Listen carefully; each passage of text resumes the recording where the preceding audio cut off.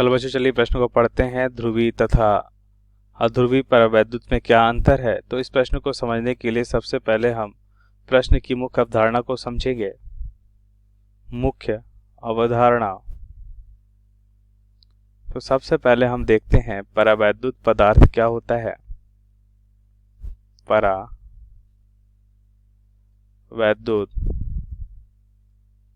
पदार्थ। तो परावैद्युत पदार्थ को समझेंगे तो परावैद्युत पदार्थ क्या होता है। तो हम देखते हैं कि परावैद्युत वे पदार्थ होते हैं जो क्या होते हैं, अपने में से विद्युत को प्रवाहित तो नहीं होने देते लेकिन विद्युत प्रभाव का प्रदर्शन करते हैं। यहाँ पे हम लिखते हैं कि परावैद्युत पदार्थ या परावैद्युत वे पदार्थ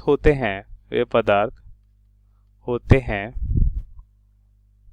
जो अपने में से विद्युत धारा को प्रवाहित नहीं होने देते, जो अपने में से विद्युत को प्रवाहित नहीं होने देते, विद्युत को प्रवाहित नहीं होने देते किंतु विद्युत प्रवाह का प्रदर्शन करते हैं, किंतु विद्युत प्रभाव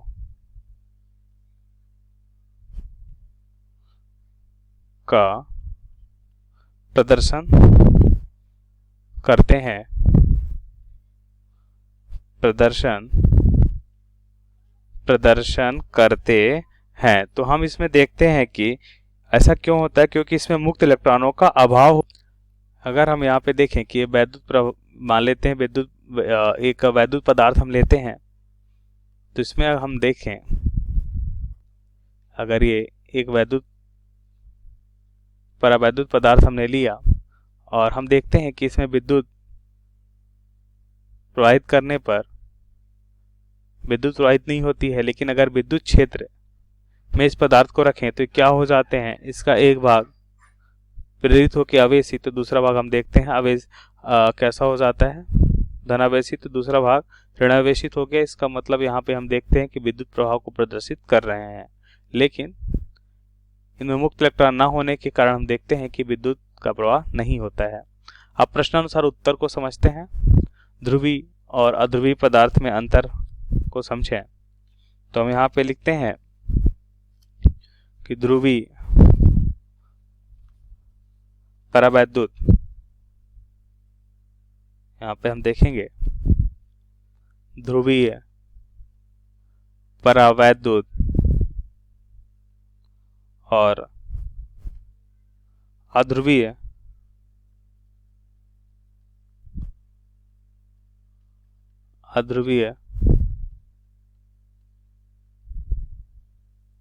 परावैद्युत।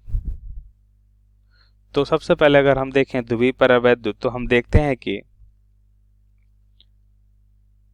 जो ध्रुवीय परावैद्युत पदार्थ होते हैं वो पदार्थ होते हैं, यहाँ पे लिखेंगे वे पदार्थ होते हैं जिनके अणुओं के धनावेशों का केंद्र, जिनके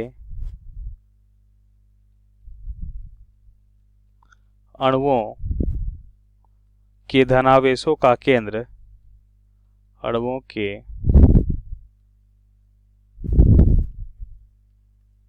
धनावेशों का केंद्र और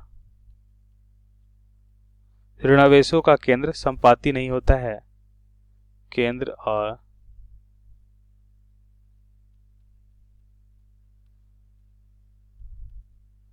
ऋणावेशों का केंद्र संपाती नहीं होते। इसको एक चित्र के माध्यम से समझेंगे। पहले अध्रुवीय पदार्थ को भी समझ लेते हैं कि ये वे पदार्थ होते हैं,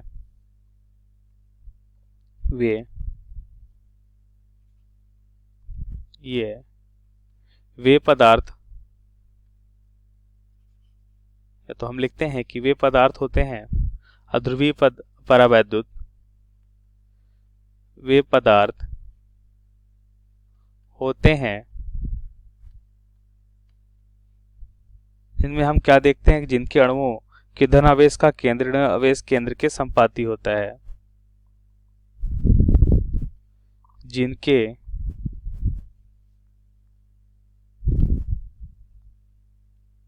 अणुओं के धनावेशों का केंद्र, अणुओं के धनावेशों का केंद्र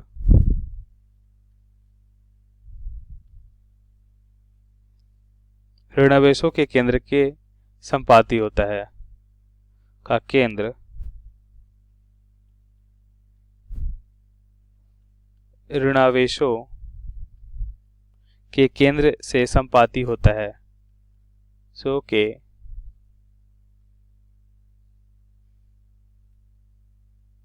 केंद्र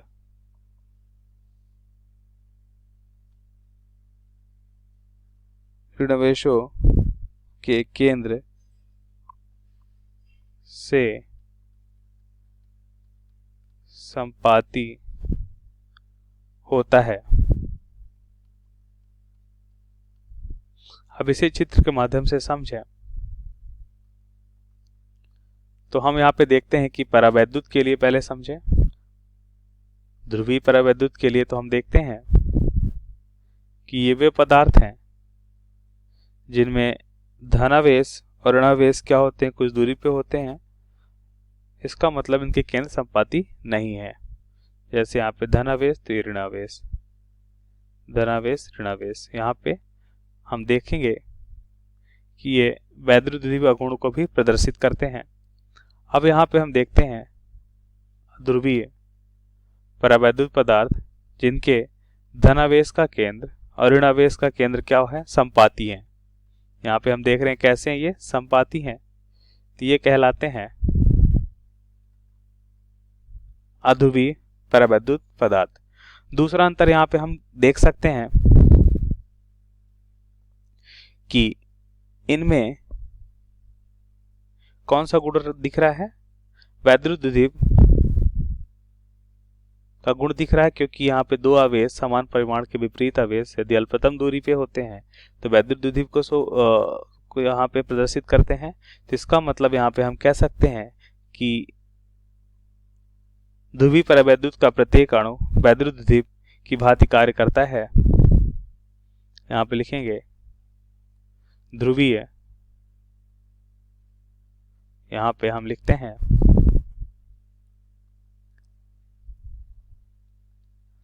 ध्रुवीय परावैद्युत का प्रत्येक अणु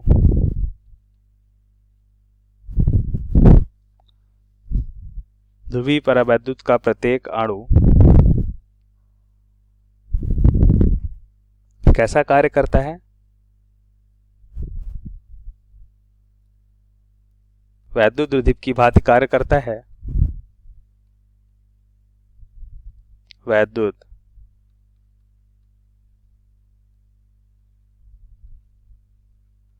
द्विध्रुव के भांति कार्य करता है,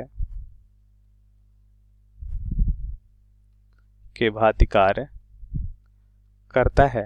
लेकिन हम देखेंगे कि ये संपाती होते हैं, इस कारण से इसमें द्विध्रुव अगुण नहीं होता है। तो इनमें हम देखते हैं कि द्विध्रुव अगुण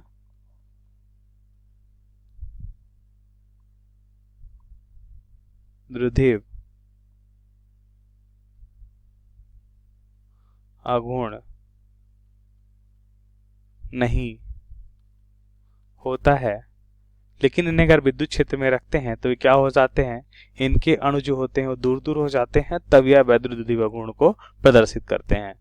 तो हमने देखा कि ध्रुवीय परावैद्युत और अध्रुवीय परावैद्युत में अंतर को हमने समझा। तो ये हमारे प्रश्न का सही उत्तर है। आशा करते हैं आपको समझ आया होगा। धन्यवाद।